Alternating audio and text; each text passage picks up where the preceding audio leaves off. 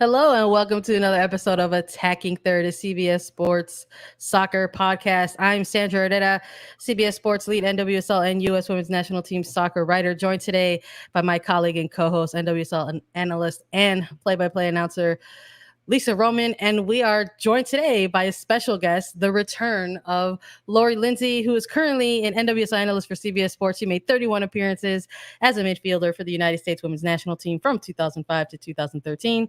She helped the team to a 2012 London Olympics gold, and she earned a silver medal with the 2011 FIFA World Cup. Lori, welcome back.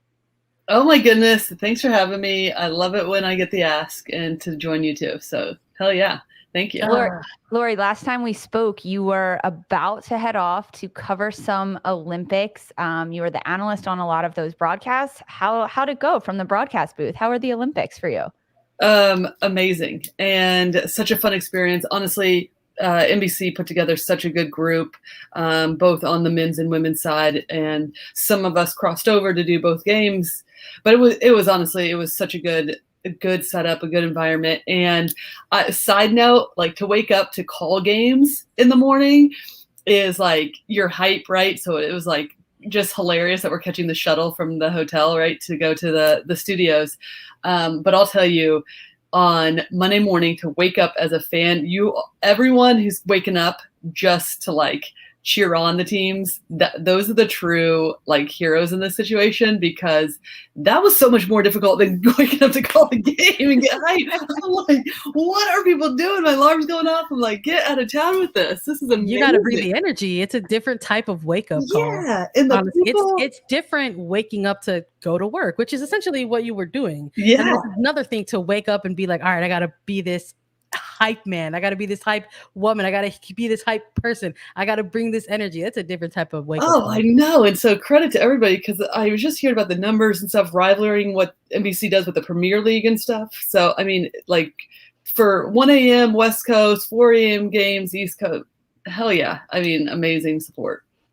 And we owe it all to the caffeine, really. I mean, we have been doing caffeine check-ins on Twitter. Sandra and I do them every episode, which honestly, they kept us going throughout this Olympics. And Sandra and I, lucky enough to get up and watch the games to work as well. But it's still hard. That 3 a.m., 3:30 a.m. alarm is brutal. And then you can't even be super loud during the game because the rest of the house is sleeping. It's quite the balance. It's quite the balance, man.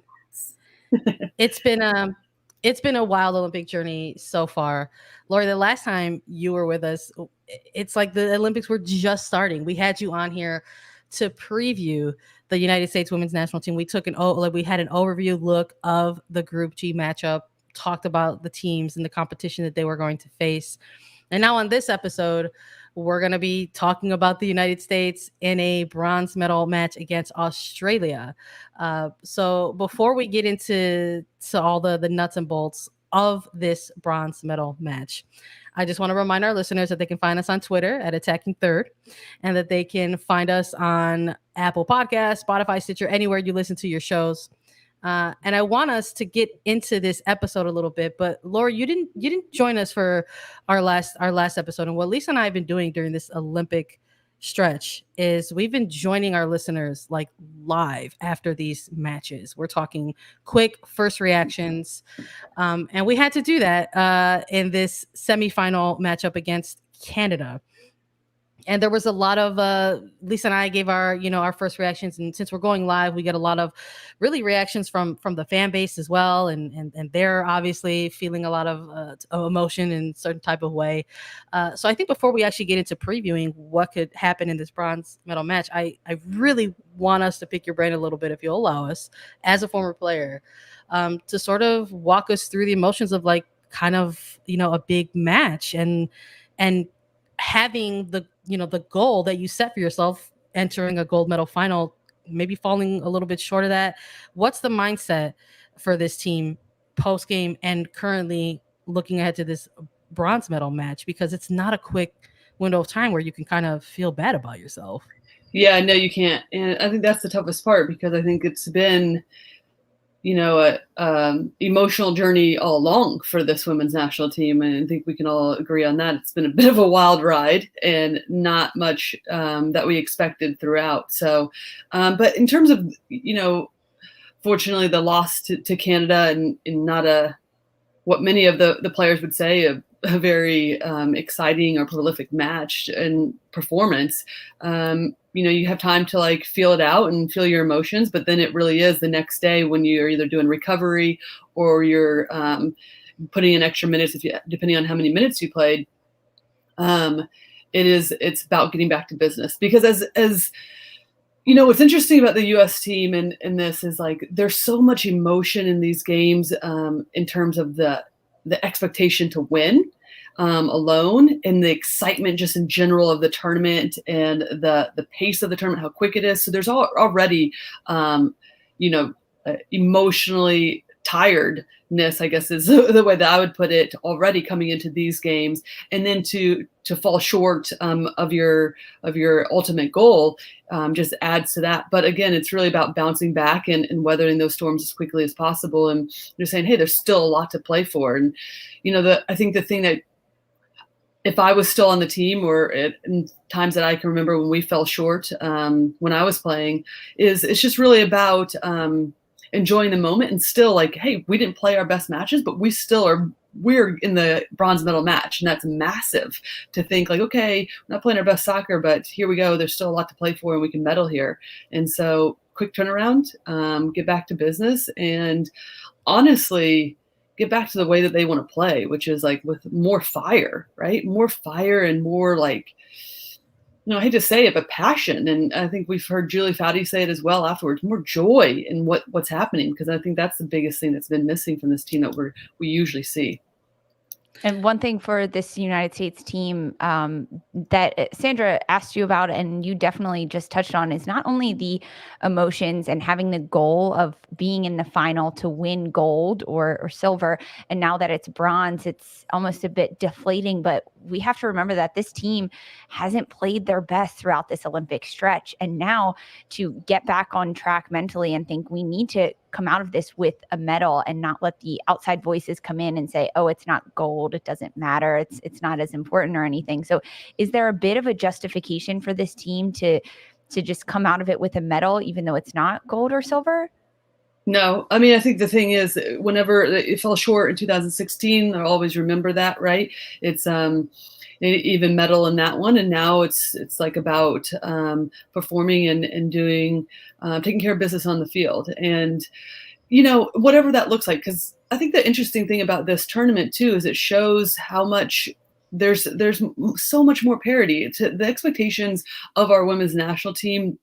The expectations that are on this women's national team are somewhat amazing and also laughable, because it's like we just expect like every game to be win, excellent performances, right? And I even laughed, like when I played, it was like you're expected to be 100% 11 months out of the year, and that's just absurd when it comes to performance, right? And so there's going to be lapses. We see this in the men's game all the time, high expectations for certain teams, and then so this would be considered falling short, but it's also freaking bronze medal that you're playing for in the Olympics, and like, hell yeah, you take that, right? You take that and guarantee that this is what this team is built on. They'll know that. They'll be disappointed in the performances. We've heard them say that, but they'll also be looking to fight and with a rematch with Australia too. Yeah, I wanted to also ask you your perspective on something else. Again, we were covering this semifinal post game, and there was so many things happening. I had to file some things on the written side of CBS Sports, and we had to get this episode launched, and there were all sorts of like post-game media reactions happening, so we were also trying to keep our eye on that. And one of the things that did happen was the former teammate of yours, or you might have heard of her, Megan Rapinoe, was, of course, like being asked all of this post-game reaction, and she did. That is incredibly tough to be the face, after a loss like that. But she went ahead and was available post game, And while she's doing these quick post-game reactions in this sort of exit interview at the semifinal, there's Carly Lloyd's in the background doing like sprints. And I was just like, is that what you leave with out of a loss like this? Because I'm gonna take us back a little bit. When we had you on and we were doing the Olympic preview episode, we talked about maybe some of the things, some of the strengths or opportunities that were going to be for this United States team going into the Olympics. And one of the things we talked about a little bit was an X factor, and the X factor being like this sort of the mental strength that they have. But I think there's been a lot of discussion throughout some of these games where we're talking about it right now a little bit, wanting to see them play with a little bit more joy. Like you bringing up needed to see a little bit more passion on the pitch. Is that still an opportunity? Although, like, now that we're towards the end of this Olympic Games, is that something that this team can say that they're gonna be able to rely on? Is that an X factor still for this team, even though maybe we haven't seen it so much? I think that's an X factor for any team a lot of time, and that looks different depending on who you're playing for, right? And it depends on like what your culture is and what you're building on. I absolutely think though that is an X factor for this team. I think case in point 2019, right? I mean, that team rallied around one another to win. And I think sometimes we forget that we just breeze through that tournament. Those are some really, towards the end, there are some really close games. So in this tournament, yes, I think it's I've steered clear. I mean, it's no surprise that like Megan and I are really good friends, but I have, allowed those players that I'm still close with to just have their experience there. They don't need outside people like, hey, what's going on in camp or what's, because these are just the ebbs and flows of like sometimes what happens in tournaments too. And it's just hard to be able to turn things on or readjust, right? Depending on if you get the momentum early on in the tournament or not. But I do think it's an X factor. I do think that if they can find that against Australia, that will, how do I say it? We'll see the performance that we're used to, right? It won't seem like so many things are so labored out there, because that's what it feels like. It just feels like there's a lack of rhythm. And because of that, there isn't so much like, yeah, let's go, let's keep finding. So I'm trying to find my words here to explain it the best. But yeah, I think, can we get back to like pressing some teams? Can we get back to linking play and just some of the simple things and finding joy in that? And then individual players being able to express, because that's what I feel like. It doesn't feel like we've had a lot of expression from individual players to be able to show like, this is what we're all about. Right. I'm into that. That answers I like the energy. I think the energy is still good. I think everything that we sort of heard and saw out of the post-game reaction from the team is maybe not the type of emotion that anyone really wanted to see. I mean, the joy of victory and then the agony of defeat are two extremely different emotions on the spectrum of Olympic emotions, right? So nobody wants to see somebody in agony like that, but you're watching this team and they're having a response. They're having a response to a very, very tough and difficult moment. And I think it was very telling that a lot of these players, whether it's a Megan Rapinoe or Carly Lloyd or even like an Alyssa Nair, who's not going to be available, and we'll get into that a little bit more, already echoing those sentiments where it's like, look, this is tough. Not where we want it to be, but we absolutely still have a medal to play for, and we've got to bring it. Like it's literally all that's left for them at the end of these Olympics. Yeah. The only thing that has really surprised me, I mean, who cares really about performances, right? You're going to have good performances, you're going to have bad performances, is just that, what you said. And that's what this team is built on, like the legacy of like, we're showing up for big games. We are going to fight like hell for one another, right? There's a lot more that this team like represents than just on-field performances. And I think surprisingly, that's a little bit where most of us have been at this tournament, though, is because, okay, things weren't like that convincing in the group play. And then it was like we heard everyone say, okay, now the tournament starts in the knockout stages. And then it wasn't that convincing then either, right? And then against Canada. So I think that's what makes me say, what is happening here? What's going on? Who's actually the voice right now in the locker room saying, let's go? Or why is there just like this lack of what seems to be cohesion on the field, right? So I'm hoping that's what shows up, because I've been waiting for them to be like, this is our effing response, right? And like, for some reason or another, I mean, again, all the factors, right? There's so much happening. I don't think any of us who aren't there, I can relate having been in these big tournaments before, but I don't think I can also put myself in the exact position of what's happening in Tokyo in terms of COVID, this team being together for the longest out of any team. I was a little bit concerned about that. Yeah. The amount of time with it being in isolation, playing Mexico two times prior with like that lead up as well. I mean, that's a lot of time to be in like tight unit as a group, and then so expected to come out and perform every 2 days. No, that's exactly a great point.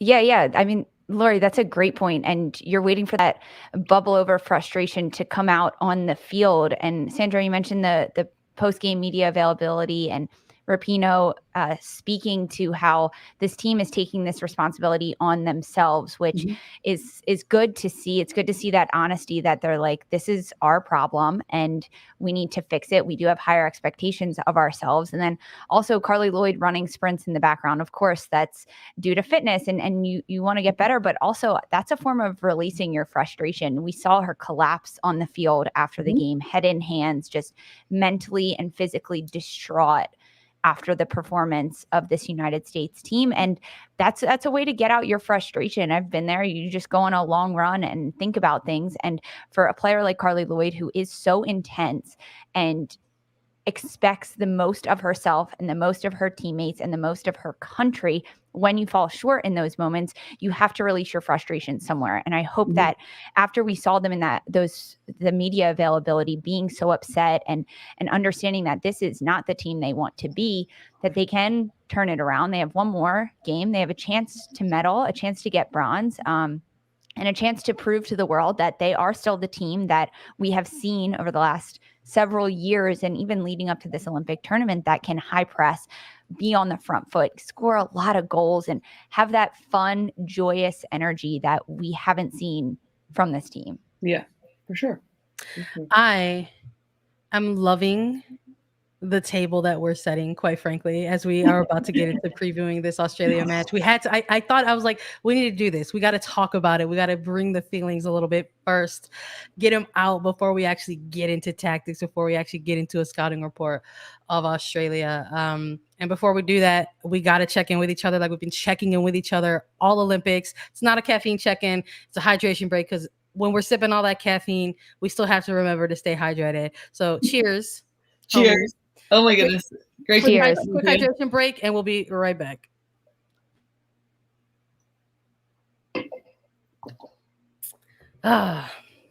Let's get into it. The bronze medal match, August 5th, taking place 4 a.m. Eastern Standard Time. It's going to be an early one, folks.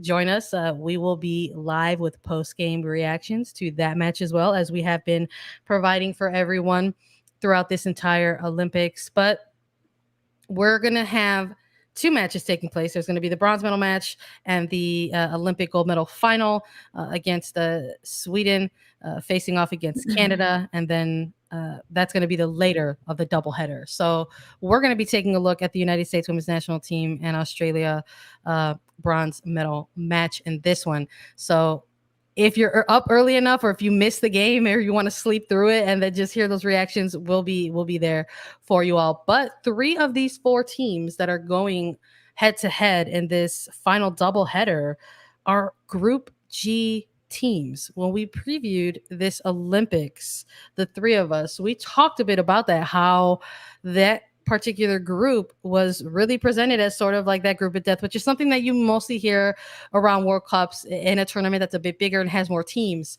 But you couldn't help but take a look at that Group G lineup and say, oh, this is going to be tough. And maybe it's just not too surprising to some of us who do this that 3 of these final 4 teams were Group G candidates. It's you love to see it. In terms of United States going up against Australia, let's continue to sort of set this table for everybody.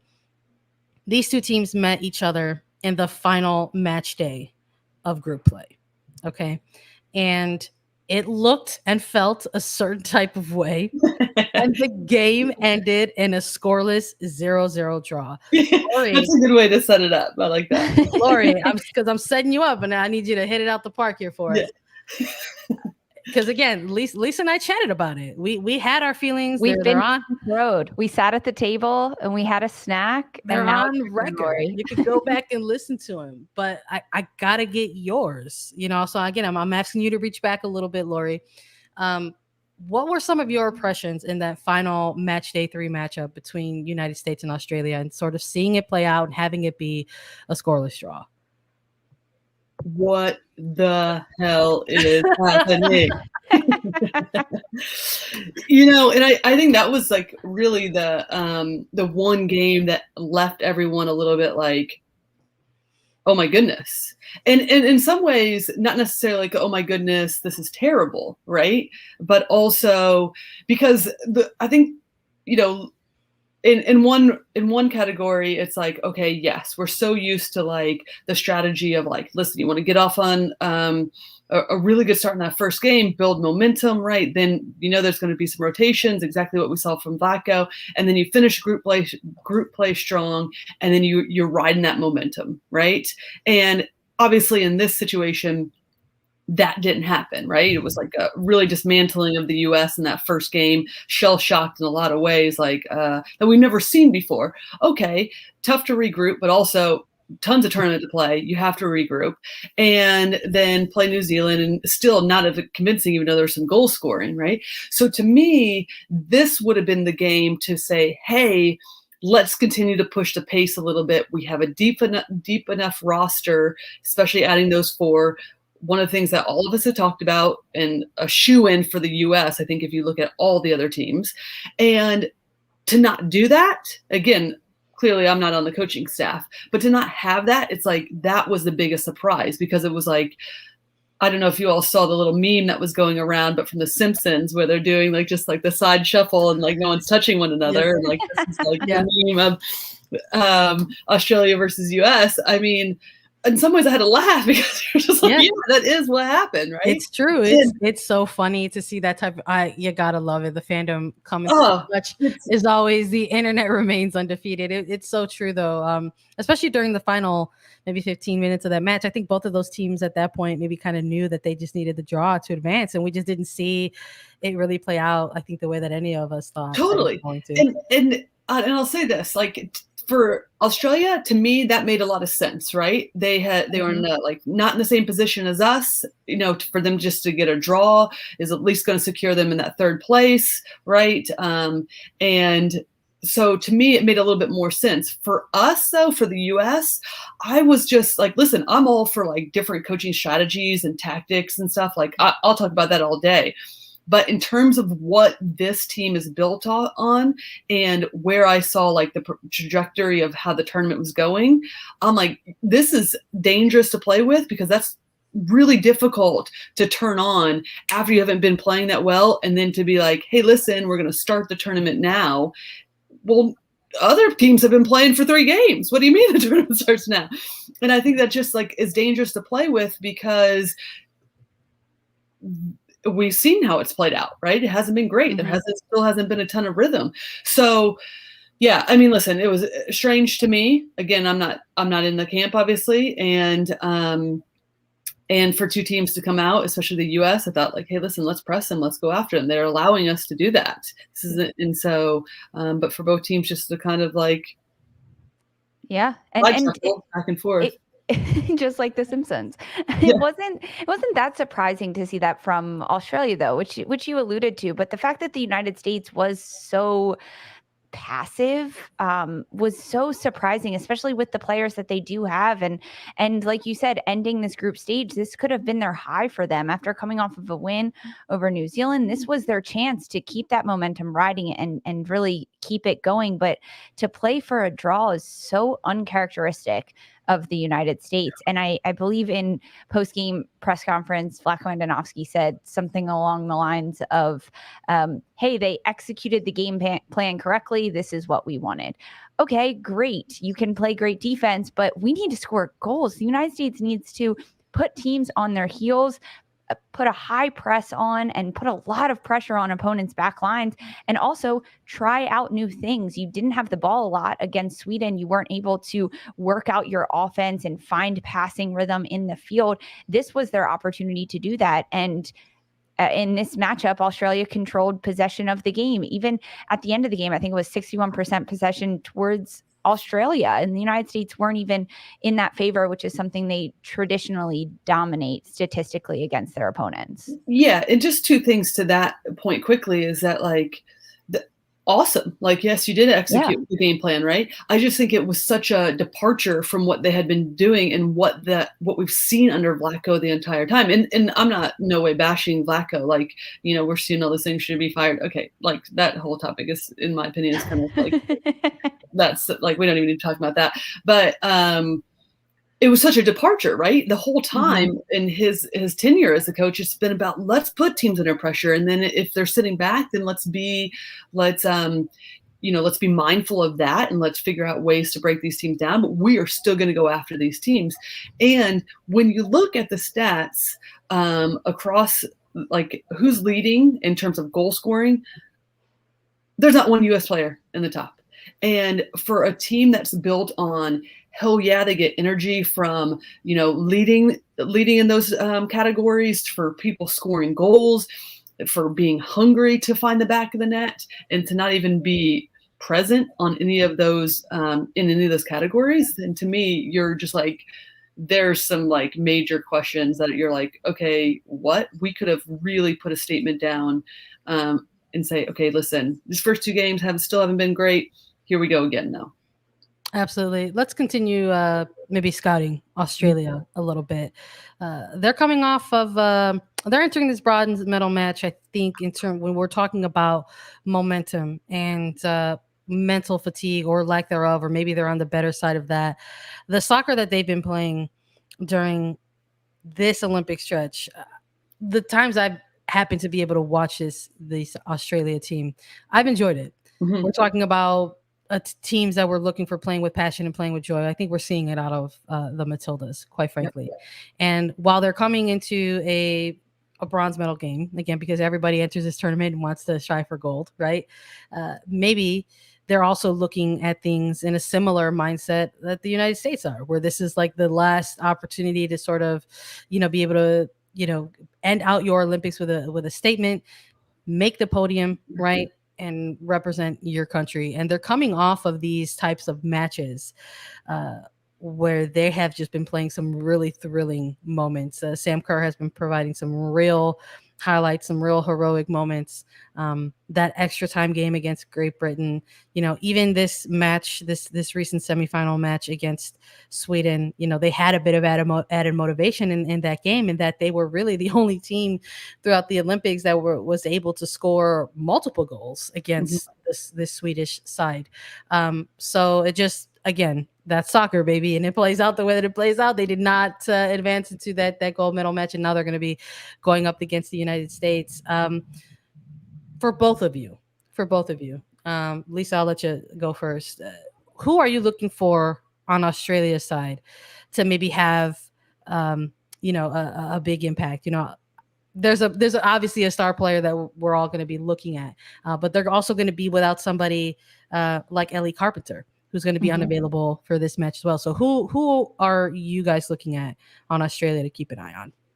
Well, we just talked about it a little bit and the momentum going into these final matches. And Australia has been picking up momentum, going up against their former opponents that they've had and scoring goals against Sweden, which is no easy feat. Of course, Sam Kerr, we talked about her. She needs to be dangerous in this matchup. She needs to really occupy Julie Ertz in the United States back line and make it difficult for them to join into their attack because they're so worried about Sam Kerr, but also Mary Fowler. She's a big player for Australia that I think could be a bit of an asset if teams are so focused on Sam Kerr and what she can do and how she can get in behind and her ability on the ball. It allows space and opportunity for players around Kerr, similar to Mary Fowler, to get into the box and set up crosses and set up opportunities for this team. I think that there's a lot of momentum for Australia going into this matchup. And because of that, they could be on the front foot. Now, again, emotions play so much into this in the United States, have a lot to prove to go up against this. And of course, they can scout, and they've already played against this Australian team, but so has Australia. They saw what the United States could do.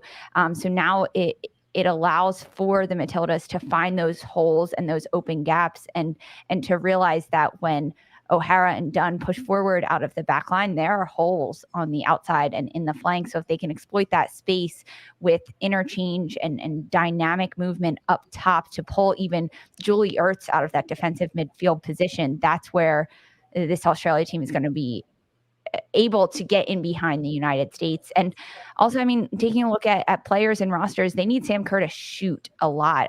We touched on it a little bit. Alyssa Nair out of goal for the United States. This is an opportunity for Sam Kerr to fire shots away on French, who's most likely starting in goal for the United States. But those are my players. And I think the United States will be occupied with Sam Kerr, which allows other players around her to fill that hole and that void. Lori, when you watch this last matchup between these two squads and Australia throughout this Olympic tournament, who stuck out to you and who will make an impact in this game? Yeah, I mean, well, Sandra even mentioned, the one area that I'm most interested in is how, first of all, I'll go back for a second. I think it is such a, having played over in Australia, having a lot of those Australian players come over and play in the NWSL, two teams that are going to know each other very well. I think it's such an exciting time for Australian women's soccer because Tony Gustafsson, very familiar, obviously almost a decade as assistant coach for the U.S. women's national team, knows our team significantly well. Also, this is a platform for them being co-host for the 2023 World Cup with New Zealand, and then also them playing in this 3-back. I feel like Tony has them in a way that's like a lot like Sweden, even though they're not playing the same formations, but like, let's have some fun, let's attack, let's have some joy, let's get players in more advanced positions, and then we can drop back into a formation that also keeps things secure when necessary as well. But I am curious, more so, I mean, we all know Sam Kerr, right? Like, and she has shown up in this tournament. I think one of the big questions is like always with like, can she get it done?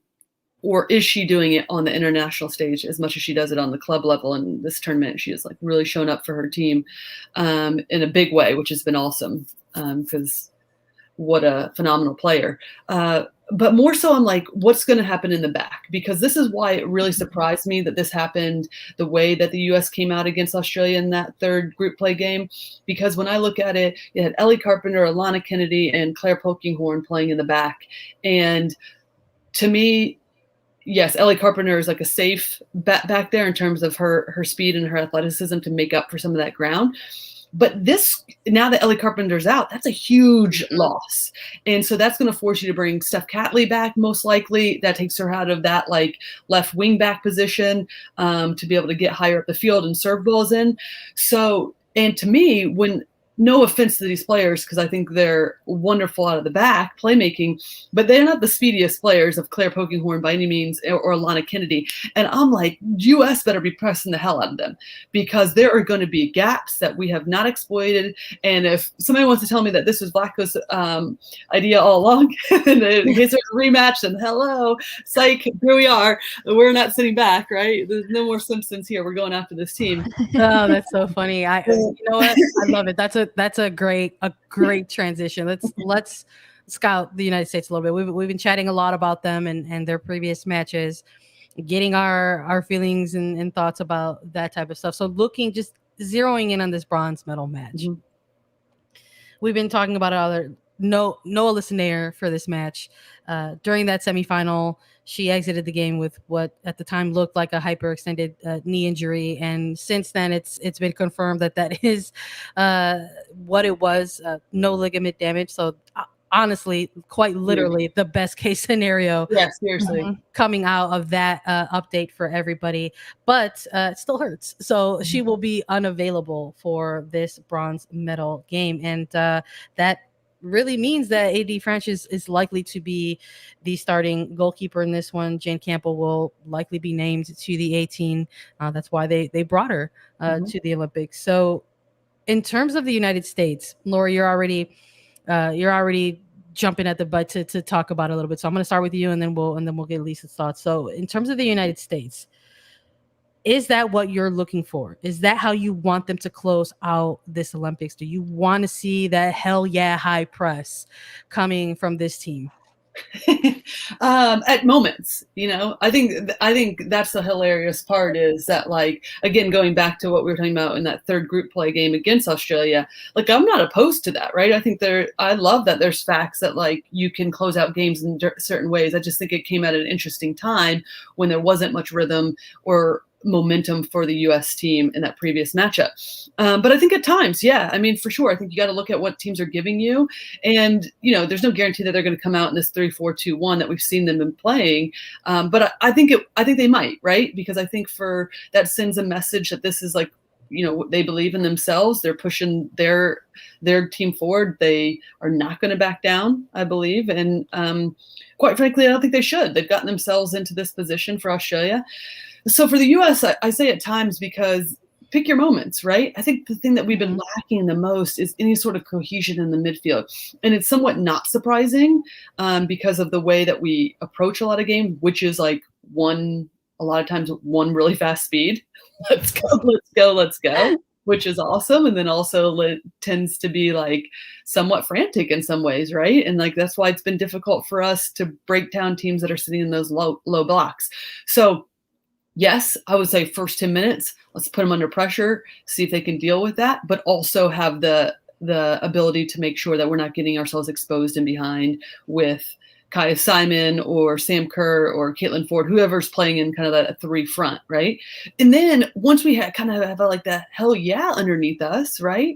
Then can we settle in and like start to find that cohesion and like have fun, just, link passes, because midfield wise too, I like Emily Van Egmond for Australia a lot, but centrally is another area where I think that we can get after this team. And if we have the correct movement, if we have movement off the ball, we have the ability to keep play and also circulate the ball around, that's an area where we can exploit them as well, especially with our ball movement, but also just our pace and some of the creativity that we have in there.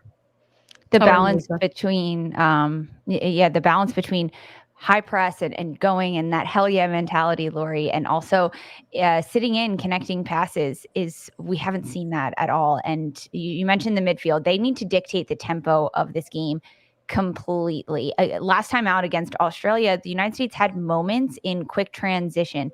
Alex Morgan, I think, had 1 or 2 opportunities. Press had an opportunity that weren't clinical enough. But in those moments, that comes from the midfield, when they can win the ball or defensively win the ball, connect with the midfield, and then understand that there's a foot race up top and it's press against Australia's back line. Press is going to win that every time. Play that long ball. Put on a quick transition, see if you can get in behind.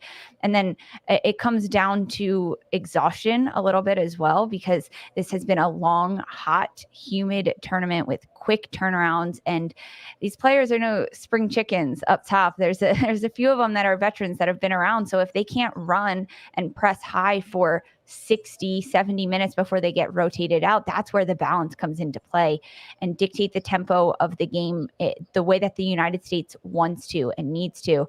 But if they can high press, I think the first 10 minutes, like you mentioned, Lori, is so indicative of how the rest of the game is going to play out, because if they can put Australia on their heels a little bit and show them their teeth, almost their bark, and then later in the game give them their bite as to how they can attack in so many various different ways and connecting the passes. But it comes down to the midfield being connected with the rest of the team on the field and truly just dictating the tempo of when to go on quick transition and then when to put high press on, and then when to just pass the ball around and try to shift open Australia. It's going to be a big one. It's going to be a big one. A medal is on the line for both of these teams. It'll likely be a big battle. Let's start wrapping up. I'm going to ask you both for a prediction, and I want you to bring the energy with it. What do you think is going to happen in this bronze medal match? Who's walking away with the bronze? Oh my goodness. I actually haven't thought about the prediction. So this is awesome. I like being put on the spot like this. I am going 3-1 US. Go big or go home, quite literally. Yeah. Wow. And we might even just need to start adding in more goals, because that's really what this, outside of some games, like there's a lot of goals. I like it. How about you, Lisa? I like that prediction. I think Australia will get one, so I'll give them one. I want to go 4 US, but 3 in the first half. Can I do that? Can I make it really specific? Sure, you can do whatever you like. This is our show, Lisa. We need to know what's your prediction. Yeah, I'm going USA, baby. I think they're going to end out this Olympics with a bang, with a statement. Maybe not the color medal that they wanted, but they're definitely going to leave with their heads held a little bit higher than they have been throughout this Olympics. And I think it's going to be 3-1 as well. I think Ellie Carpenter is a huge piece that's going to be missing for Australia. And while I think we've all been talking about some of the defensive question marks, even on the United States side of things, I think we've been seeing some really good performances out of somebody like Tierna Davidson. And I would love to see her get that start in the bronze medal match. And if you're asking me to compare defenses, I'm still going to go with the United States. Yeah. And I think that's going to lock it down. And I think that the attackers are going to be upset and want to get those goals. So I'm going 3-1 as well. Yeah. All right. So Real quick. PK or not a PK on Tierna Davidson for you all? Oh, man. Oh, that's so hard, Lori. That's so hard. So no, my heart says no, but when you watch the replay, it happened inside the box. Yeah. So by definition of the rule, which that stinks. It was a penalty. Mm-hmm. I think in a world where there isn't, VAR and there isn't these, fraction by fraction, second by millisecond reviews, it's let go. In a different Olympic year. It was let go until the AR said, hey, you should take a look at this again. Yeah. And no one put up a stink in the run of play. No, Lori, what about you? Not even Deanna Rose, really. I mean, credit to Rose, put Tierna under pressure quickly, right? And then got herself in a position to draw that foul. I think what's unfortunate is exactly what you just hit on, is like, to us, everyone viewing, and even the referee and even players on the field, there wasn't enough in it, right? There just wasn't enough in it. She's never going to score a goal from that position. It just wasn't. And it was like a player that was like facing her own goal in the very corner, a couple inches would have been out, right? And then going to clear a ball and then happened to connect with a player that she didn't even see. So harsh. Yeah. And then, but yeah, I mean, listen, love it or hate it, VAR is really, really. We didn't even make. We should have made that'll be another prediction too that we could close on. Do you think VAR is going to make an appearance in this bronze medal match? Probably. No, in these things, yeah. You know what? I'm just like I'm pumped for this game. I'm really curious to see how Australia comes out, because I think that's the biggest. That has been the biggest surprise, and I don't want to continue this on, but like really, I think we expected a lot more teams to sit back, right? And they haven't, and that's presented a whole nother challenge to the U.S. And why I think a lot of those strikers haven't been able to get in the game as much. They don't have anything to press because the other teams are not sitting back, right? So it's like, how do you get our strikers involved more when the buildup is in a different area of the field? So we're going to find out, Lori. We're going to find out real quick. It's coming up August 5th, United States versus Australia. 4 a.m. again folks, if it's too early for you, just know that you can sleep through it and join us on Attacking Third. We'll be there for you with live first reactions post game of the bronze medal match. I want to thank everybody for listening. I want to thank you, Lori, for joining us. A quick reminder to our listeners to follow us on Twitter at Attacking Third. We're on Apple Podcasts, Spotify, Stitcher, anywhere you listen to your shows. We're also available as video, so please subscribe to us on YouTube. Just visit youtube.com/Attacking Third, and we will be back very soon for that Olympic episode. For Sandra Herrera, Lisa Roman, Lori Lindsey, this was Attacking Third.